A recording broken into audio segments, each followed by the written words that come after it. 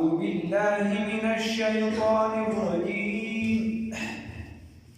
بسم الله الرحمن الرحيم قال له موسى هل أتبعك على أن تعلمني مما علمت رشدا صدقت يا رب العالمين.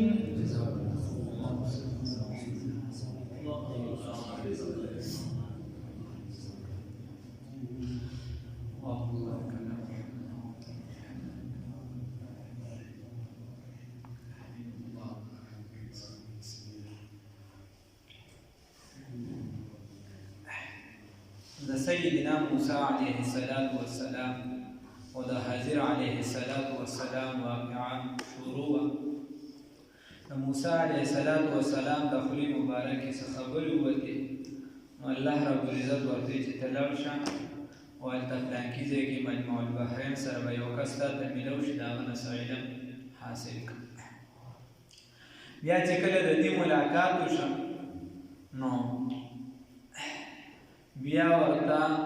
حضرت علیه السلام خپل څه شرایط وړاندې کوي. لومړی ورته ته د دې طاقت نه لري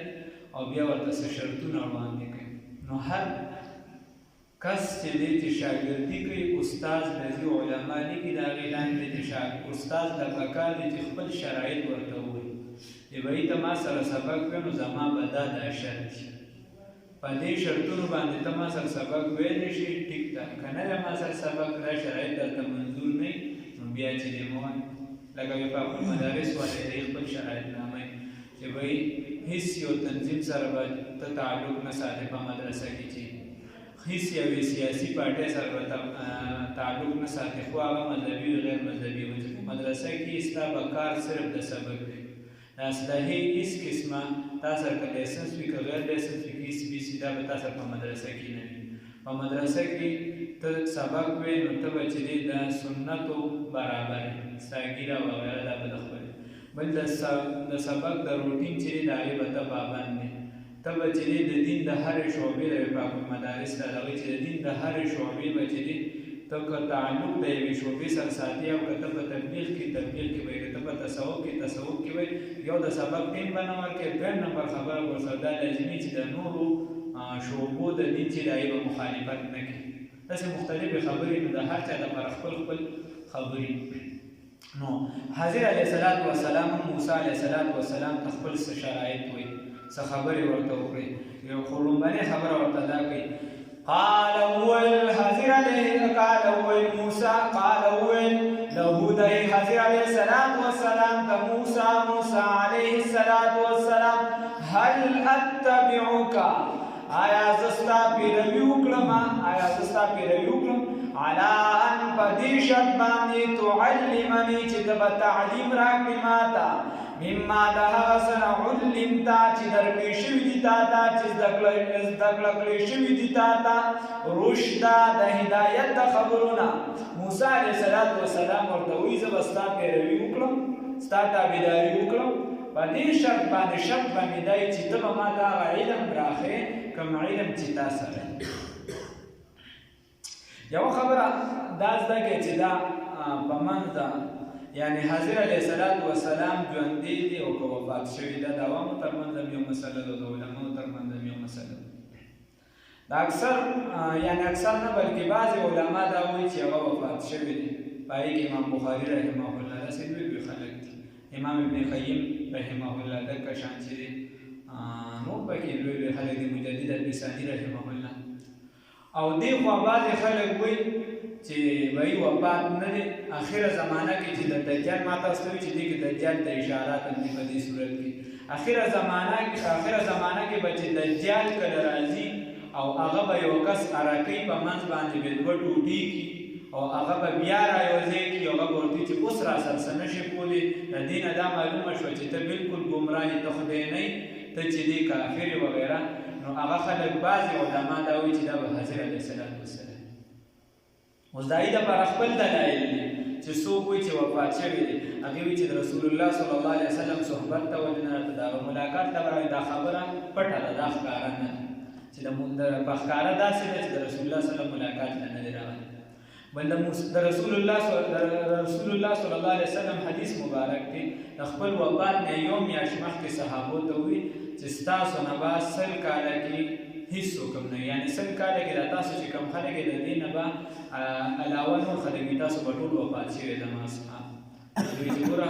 بیا خو به 100 کاله بس حضرت علیه السلام وفات شوي. نو دا بیا مختلف توجیهګانې دي، لکه دغه قول دی دا اوس په عیسی علیه السلام نه پیټ کېږي، بلکې رسول الله صلی الله علیه وسلم داسې فرمایي چې په دې ځمکه باندې دا کوم خلک دي 100 کاله بس په دې باندې دې کې څوک ژوندي نه دي. نو هغه علما لیکي چې دا اوس په عیسی علیه السلام نه پیټ کېږي ځکه هغه د ځمکې د خوا په اسمانونو باندې دی. دغه شان ممکنه ده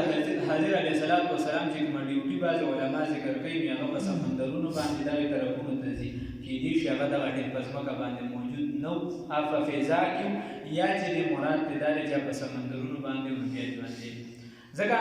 او دغه ډلې بیا مختلف د خپلې توجیهګانې دي. بعضې علما وایي لکه مشایخو نه نقل دي د تصوف والا نه چې موږ سره ملو شوي دي تحقیق ټیم کې وغیره، نو دواړو طرف ته خبرې شته، بعضې وایي چې ژوندی دی، بعضې وایي چې وفات شوی دی. او ممکنه داسې ده بعض علما پکې بیا تطبیق کوي چې ممکنه داسې ده کیدای شي د دغې غټ شهادت لپاره چې څنګه الله ربالعزت عیسی علیه السلام د دجال د قتل لپاره ساتلی، ممکنه داسې دی دغې ته غټ شهادت ویلی شي، کوم چې به د دجال مخالفت کې هغه صفا ورته وایي چې اوس راسري سر نشي کولی او که راسري، نو ممکنه ده چې دغه کس یې دی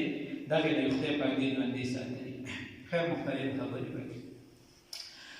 نو اوس د موسی علیه السلام ورته وایي ده ورته شاګردۍ خبره روان دې کړه، ورته وایي که چېرته داسې کار یې ته راته چې دی د شاګردي زه ستا پیروي وکړې زه به ستا پیروي وکړی شم، علام تعلم پیروي به وکړم ستا علام تعلمانې په دې باندې چې ته به په دې شک چې ته به ما ته ښودنه وکړې د هغه څیز چې تا ته ښودلی شوي د هدایت نه. نو ده ورته اوس جواب کې وایي د حضرت علیه السلام قال وویل حضرت علیه السلام ما تاسو ته وایي چې د دین علم چې دی یا د شریعت علوم چې دی د موسی علیه السلام د شریعت په علومو باندې چې دی د ده نه زیات عالم د ظاهر بشریت په دغه وخت باندې څوک نه و.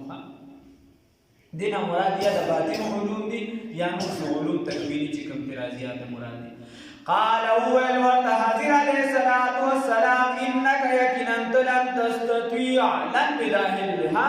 لن تستطيع هرگز به طاقت ونه لري معیا یعنی لن تستطيع په قرآن کې یو ټکي سره چې معمولی معنی بدلېږي یو خبرې سره دا لن اوس دلته د تاکید دپاره راځي. لن هرگز تستطيع ته به طاقت ونه لري معیا سره زما صبره د صبر وي ته به ما سره د صبر طاقت ونه لري ولې ستا به صبر نه وي داسې نه دا خبرې ورته مبهمه پرېږدو دا وجې ورته وي چې د دې وجه سره چې ته به ما سره طاقتونه نه ورته وي. وکیف تصبرو څنګه به ته طاقت ولري علی ما په هغه څه باندې لم تحط به خبرا چې احاطه نه ده کړې ستا له جهته د علم او د کلام نه چې ستا علم او کلام دا د هغې څیزونو احاطه نشي کولی. لکه خبره دا ده زه به یو ماشوم کتل کوم مثال درکړم خبره وروستو را روانه ده او ظاهر د شریعت وایي چې چا قتل وکړو من قتل په صح باندې چې چا ښکاره باندې چې قصدن عمدن چا قتل وکړو نو داسې دی چې ګویا غونډ انسانان یې قتل کړل او د باطن علم چې دی هغه به ما ته په دې اشارات به ما سره وستا د شریعت چې دی دا خلاف دي نو ته به ما سره په دې بحث مباحثه کې یا زه به یو کار وکړم ما به ظاهرا صوفیه کرام بعضې کارونه وکړي ظاهرا د شریعت مخالف به ښکاري مثبت خو په دې باندې به دا راځي چې دا کار د شریعت مخالف دی بیا به ته څه کوې. نو وکیف تصبرو څنګه به ته صبر وکړې علی ما په هغه څه باندې لم تحط به خبرا چې احاطه نه ده کړې به په هغې باندې خبرا د جهته د بیان د علم او د کلام ستا یا داسې معنی وکړه. وکیف تصبرو څنګه به ته صبر وکړې علی ما په هغه څه باندې لم تحط به خبرا چې احاطه نه ده کړې په هغې باندې د علم په اعتبار به تا احاطه نه ده کړې. نو د دې وجې شیخ عبدالقادر جیلاني رحمت الله علیه وایي چې دلته ګوره دلته چې دی د حضرت علیه السلام چې موسی علیه السلام سره لګیا دی دې ته ویلی شي تجملي شان تجمل وی استاد به د شاګرد سره پیر به د مرید سره تجمل والا شکل اختیاري. تجمل څه شی دی چې دی به پیر په مقابله د مرید په مقابله کې د شاګرد په مقابله کې په دغه موقع باندې د هغه په مخامخ باندې ځان اوچت ګڼي، ځان به غټ حسابوي، د هغه په مخامخ باندې که ده ورته ټیټ پاسو کړو، دې ورته لږ لاندې شو، د مرید یا د شاګرد نه بېادبي وشوله، نو دغه پانې خواص هم دا خراب شي، که دنیایي پن زده کوي که اخروي زده کوي، ورسره آخرت هم تباه کېږي، آخرت هم تباه کېږي. د دې وجې اوس هغه وایي چې دا تجمل چې دی دا عین تکبر دی، دا هم د تکبر په شان دی، د تکبر انداز دی، خو فرق پکې په دې ځای کې دی چې تکبر کېږي دپاره د سپکوالي د مخلوق خدا، چې ته یو د خدای مخلوق سپک وګڼې، دا د دې دپاره یې تکبر، او تجمل کېږي د دې دپاره چې ته تربیت وکړې د مخلوق خدا، چې د ده تربیت وکړې، تجمل د دې دپاره دی. فرق پکې صرف په دې یو نقطه کې دی. هغه بیا وایي مثال یې داسې دی لکه په د مسلمان په مخ باندې وهل چې دي دا منع دي، په مخ وال باندې یعنې په مخ پړک ورکول دا منع دي، خو الضرب للصبیان کالماء للبستان للبستان وایي دا وال چې دي دا انسان دپاره الضرب دا وال للصبیان، دا وال د ماشوم دپاره داسې دي کالماء للبستان، لکه څنګه چې اوبه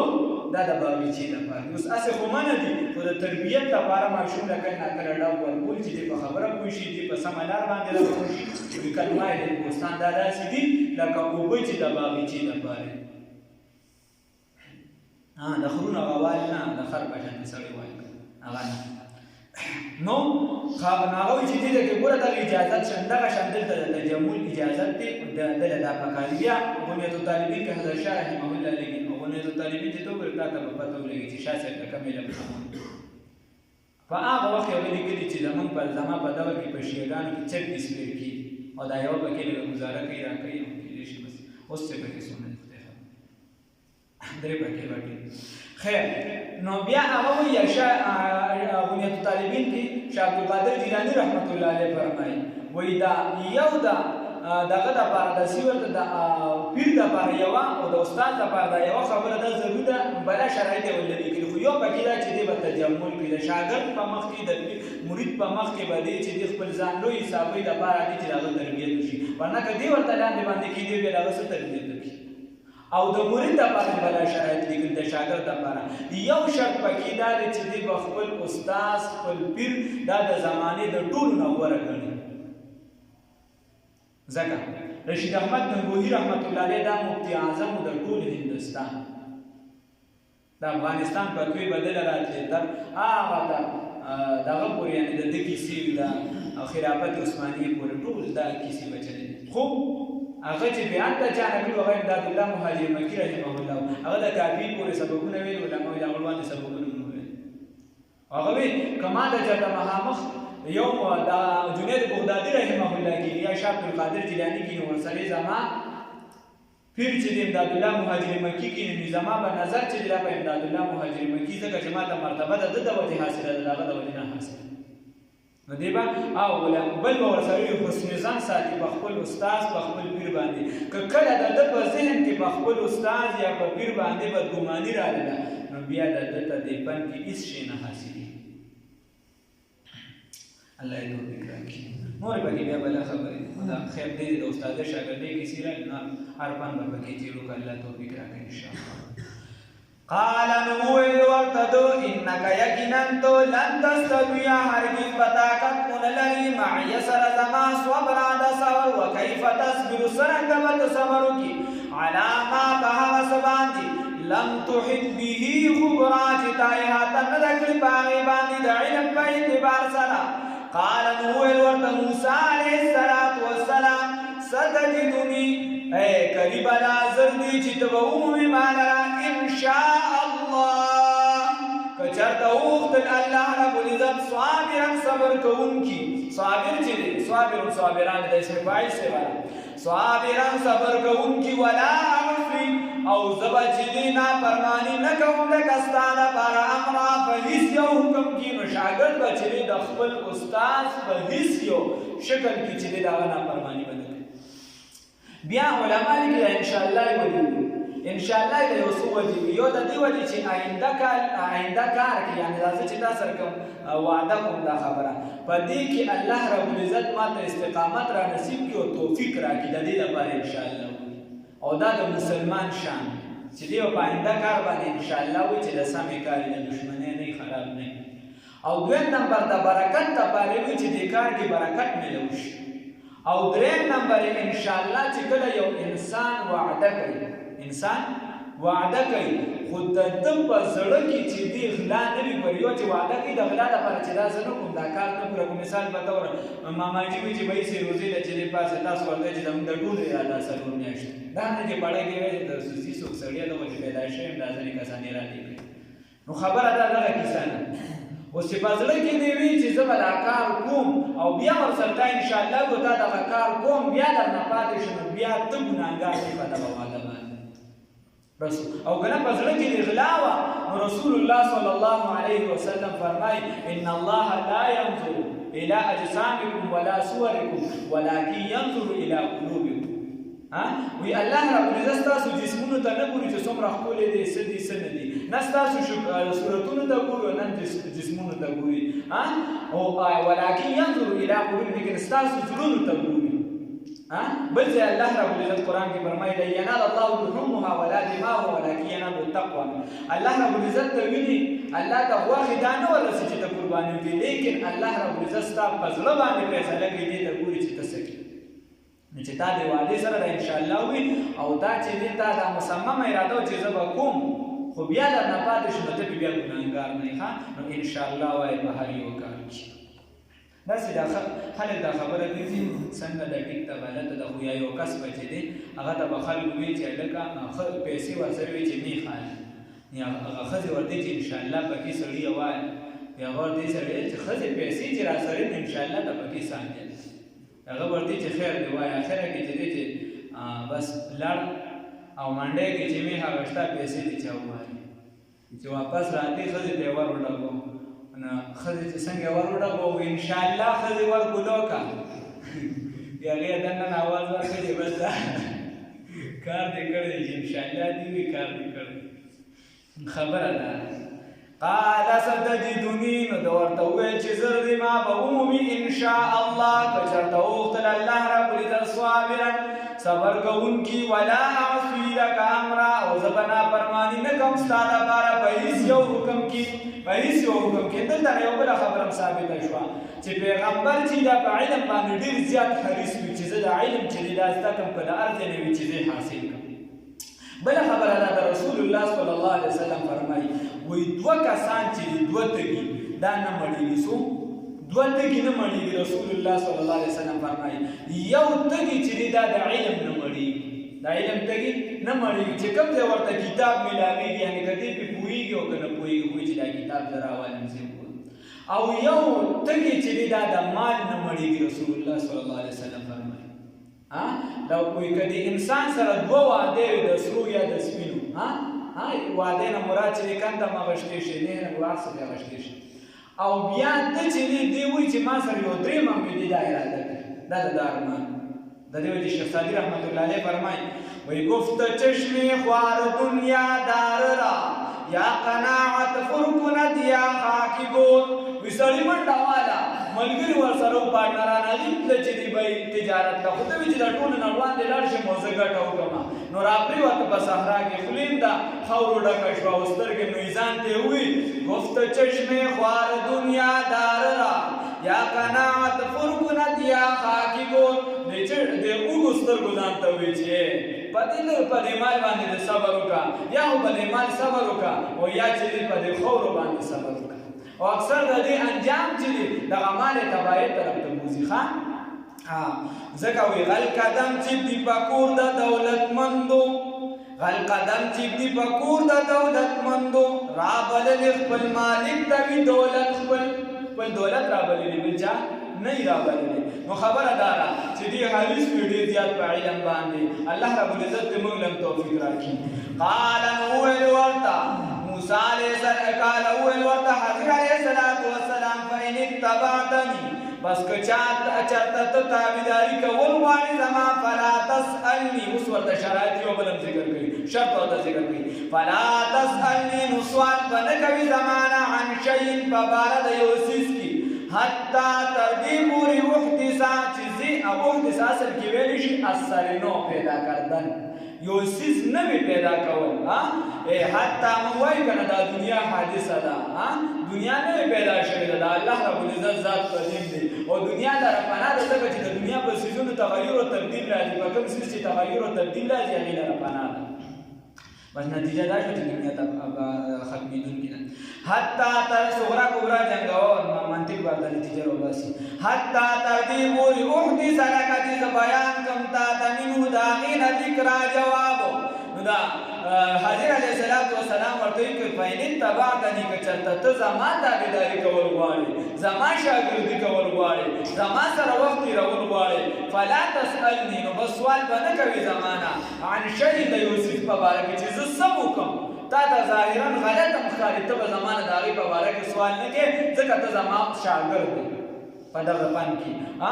ان شین حتی گویا که په نن سبا دور کې د استاد او شاګردي چې وایي یو استاد دا خو د پیغمبر دغه خبره نه ده درته مثال درکړم یو شاګرد او استاد چې